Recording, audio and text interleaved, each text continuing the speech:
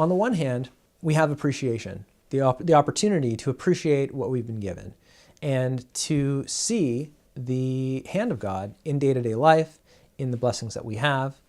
If we stop and consider that we live in an era that is so immensely blessed with communications technologies, with medical technologies, with the ability to travel.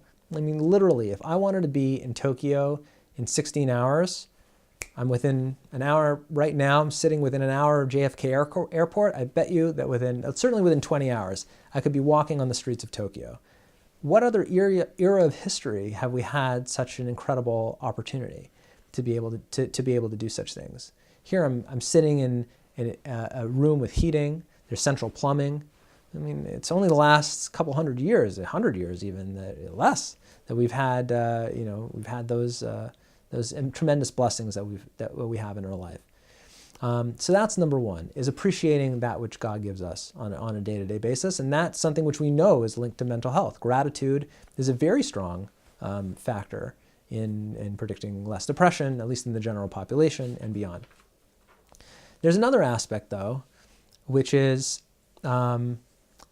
taking guidance from God. Sometimes there are difficult tasks that people have to do in their lives. Not everything is sun and rainbows and kittens. Sometimes there are challenges that people face. And rising up to those challenges and trying to see some sort of rhyme and reason behind the walls in those circumstances is a challenge, but also simultaneously an opportunity. Many people falter and struggle, and that's not necessarily a bad thing. Struggling with those beliefs when people are in the midst of a crisis is understandable and something to be expected and accepted, but persevering and trying to find answers and continuing to engage with one's faith until this crisis is resolved is a second aspect of spiritual connection.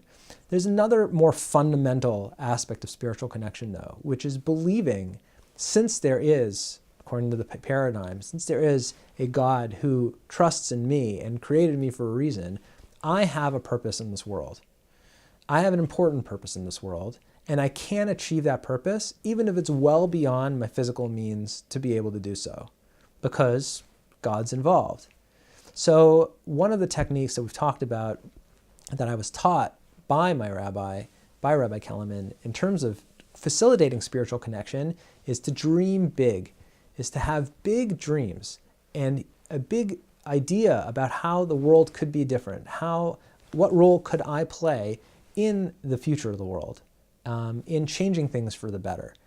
And even if they're beyond my physical means, to think about, to if you will, partner with God and to take the lead on that is something that is very much in tune. And having those dreams creates a better connection, a much richer connection to spirituality and to God in general. Those are a couple of the ideas of how to build spiritual connection in our daily life, and things that I think have a big effect on our mental health.